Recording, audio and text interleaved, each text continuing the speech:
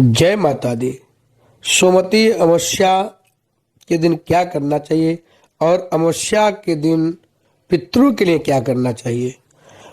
अमावस्या में कौन सा ऐसा उपाय करें जिससे आपके पितरों की, आपके पूर्वजों की आत्मा को शांति मिले, उनको मुक्ति मिले।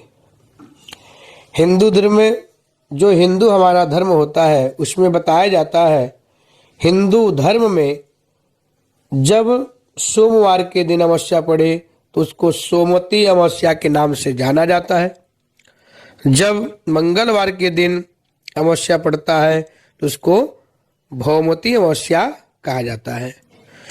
और अमावस्या में, पूर्णिमा में गंगा स्नान का बहुत विशेष विधान है। गंगा के तट पर जाकर के स्नान करना चाहिए, भगवान सूर्य को अर्घ्य देना चाहिए, पितरों को भी जल से अर्घ्य देना चाहिए, तर्पण करना चाहिए गंगा के तट पर जाकर के। साथ ही साथ गंगा में दीपदान करने का बहुत विशेष महत्व है। दीपदान करें। उसके बाद आप लोग अपने पितरों के लिए अमावस्या के दिन पिंडदान भी करें। पिंडदान करने से भी पितृ को पिंड के जो रूप में हम लोग यहाँ पिंडदान करते हैं वहाँ पे प्राप्त होता है और इससे उनको मोक्ष भी मिलता है। मोक्ष के साथ ही साथ उनको सद्गति की प्राप्ति होती है और साथ में जब उनको मुक्ति मिलती है तो अपने परिवार में अपने पुत्रों के प्रति उनको सहानुभूति को देखते हुए पितृ उनको आशीर्वाद देते हैं। जब पितृ का आशीर्वाद आपके घर पे प्राप्त होता है तो आप लोगों के घर में हर प्रकार की सुख, समृद्धि, ऐश्वर्य की वृद्धि प्राप्त होती है। इसके बारे में लीजिए, हमारे आचार्य जी भी बताएंगे।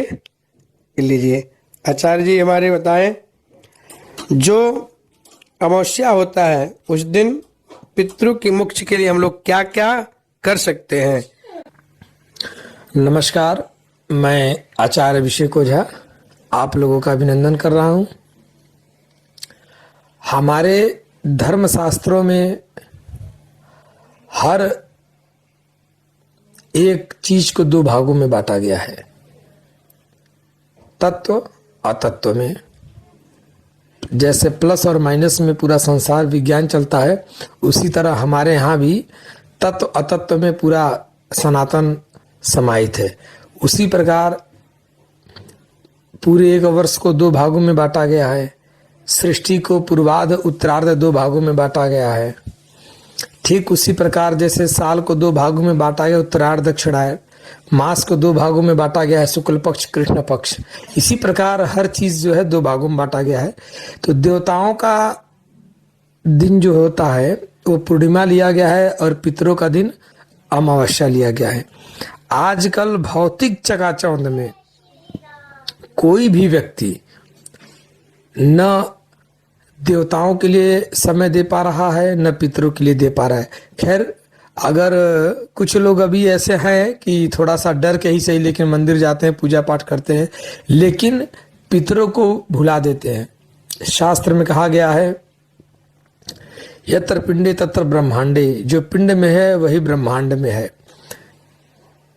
देखिए, कहा गया है कि 15 दिनों के लिए 15 दिनों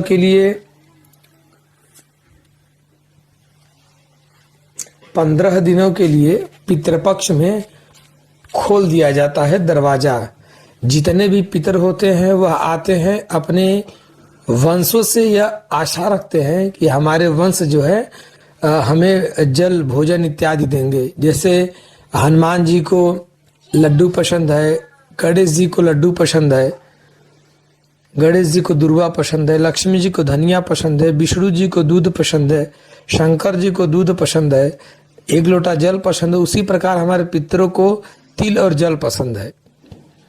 जब 15 दिन बीतने के बाद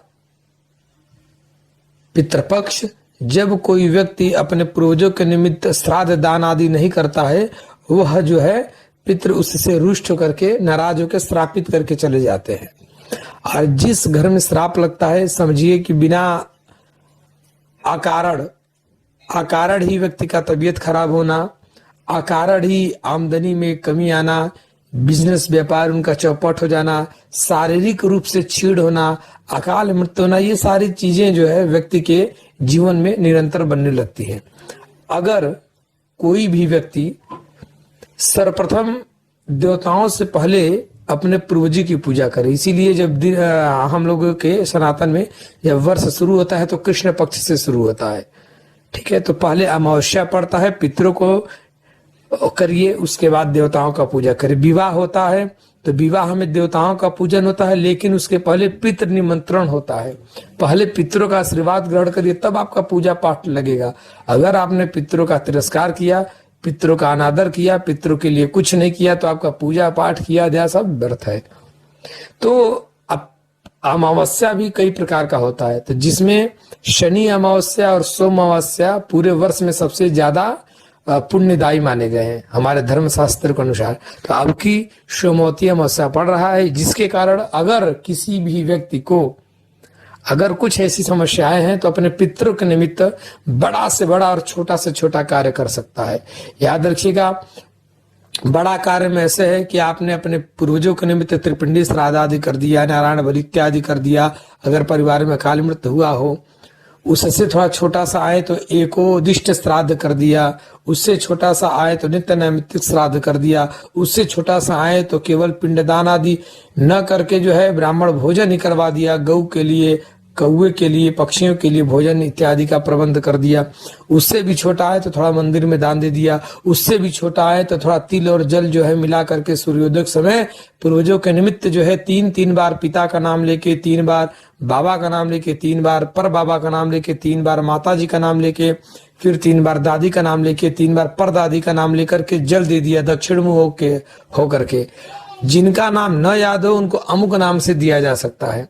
इस प्रकार जो है अपने पूर्वजों के निमित्त जल दे। अगर इतना ही व्यवस्था न हो तो हरा चारा खरीद करके गौ माता को खिला दे, उससे भी पूर्वजों का आशीर्वाद प्राप्त होता है।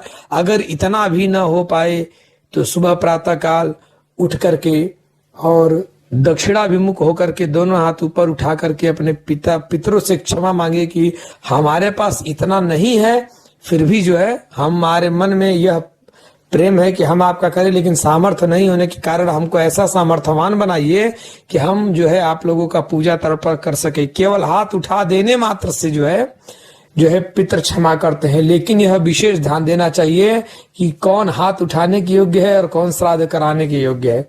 जैसे सामर्थ्यवान व्यक्ति अगर है तो उसको यह कार्य करने से जो है दोष नहीं लगता, लेकिन अगर सामर्थ्यवान पुरुषार्थी व्यक्ति है, सामर्थ्यवान है, धन इत्यादि का प्रबंध है अगर उस व्यक्ति के पास, तब उस व्यक्ति को शास्त्रोक्त विधि विधान से श्राद्ध करना चाहिए। अगर जो व्यक्ति नित्य नैमित्तिक श्राद्ध करता है, पितरों का आशीर्वाद प्राप्त करता है, तो पितर जो है उस व्यक्ति को सदा परिपूर्ण भरपूर होने का आशीर्वाद प्रदान करते हैं। और श्राद्ध कराने के बाद, ब्राह्मण भोजन कराने के बाद दक्षिण मुंह होकर के हाथ जोड़ करके अपने पितरों से प्रार्थना करना चाहिए। और हर अमावस्या को भोजन गौ माता को कराने के बाद पितरों से क्या प्रार्थना करना चाहिए। संस्कृत में एक श्लोक है, अगर सब लोग न समझ पाए तो ऐसे समझ लें, गोत्रम नो विवर्धताम, मतलब एक बार बोल दीजिए कि हमारे गोत्र की वृद्धि हो। गोत्र की वृद्धि का मतलब हमारा वंश परंपरा आगे बढ़े, लोग हमारे कुल में जो है योग्य व्यक्ति पैदा हो, पुरुषार्थी बने। गोत्रम नो विवर्धताम, फिर आगे बोलना है दातारो नो विवर्धताम, हमारे परिवार के लोग दानी बने। वेदा संततिरेवच, वेद धर्म शास्त्र को मानने वाले हों।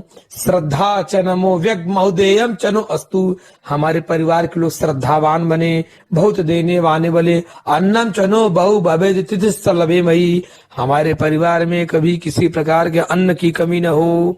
याचितारस्त न संतु माच यस्मिस् कंचन, हमारे परिवार में ऐसा आशीर्वाद पितरों का बने कि अगर कोई याचक कुछ दरवाजे पे मांगने आ जा रहा है तो वह याचक कभी खाली हाथ वापस न जाए। उसको ऐसा कहते हैं, थोड़ा सा एग्जाम्पल में आप समझिएगा कि अगर कोई व्यक्ति 50 रुपए आपसे मांगने आ जाए उधार रात बिरात कभी भी, तो पूर्वजों के आशीर्वाद से, देवताओं के आशीर्वाद से, अपने बड़ों के आशीर्वाद से ऐसा सामर्थ्य आपके अंदर रहे कि वह 50 रुपया अगर आप उसको मदद करें तो आपके ऊपर कोई हानि न हो।